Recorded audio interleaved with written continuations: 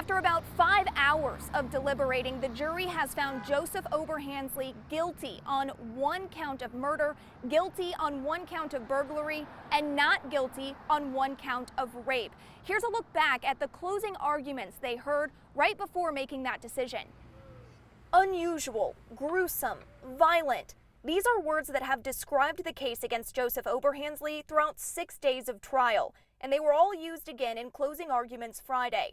But at its core, Clark County prosecutor Jeremy Mole called this case the age-old, tired, familiar story of a guy who's been told, "No more, I'm done," and he won't accept it. He had her blood on him, Mole said to the jury. He had the murder weapon on his person.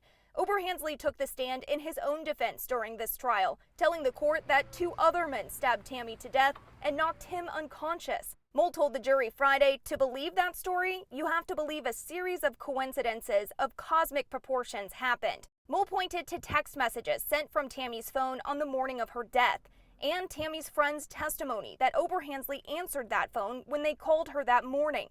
He also pointed to the interview Oberhansley did with police in 2014, where he confessed to killing and eating parts of Tammy's body. Oberhansley and his defense team say he was coerced into giving a false confession during that interview. But Mole drew attention to other quotes from Oberhansley, where he describes things he and Tammy said to each other. Mole said Oberhansley had motive to do this crime. Tammy had broken up with him, changed the locks on the home, and called police on him. He needed to be in control, Mole told the jury. When she said he's not anymore, he murdered her.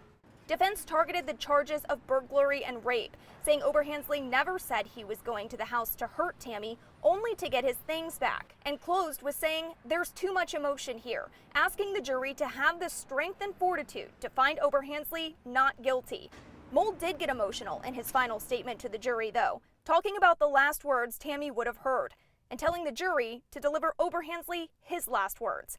What he needs to hear are 3 words, Mole said: guilty, guilty, guilty. Highly disappointed with the jury's outcome. Oberhansley only got 2 of those guilty verdicts, but his defense says this is in no way a victory. So it's very little consolation to us that we were able to get our point across only on 1 count. They tell us they do plan to appeal. And we're very optimistic, very optimistic. For prosecutor Jeremy Mole, it was a verdict 6 years in the making. He came out of the courthouse in tears, hugging Tammy Blanton's best friend. This has been a very, very long, grueling journey.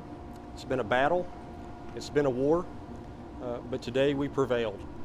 And Joseph Oberhansley is going to be removed from the streets, and the people of Indiana are going to be safe from him from now on. The sentencing portion of this trial is set to start Monday morning right here at the courthouse. I'm in Jeffersonville. Abby Lutz, WHAS 11 News.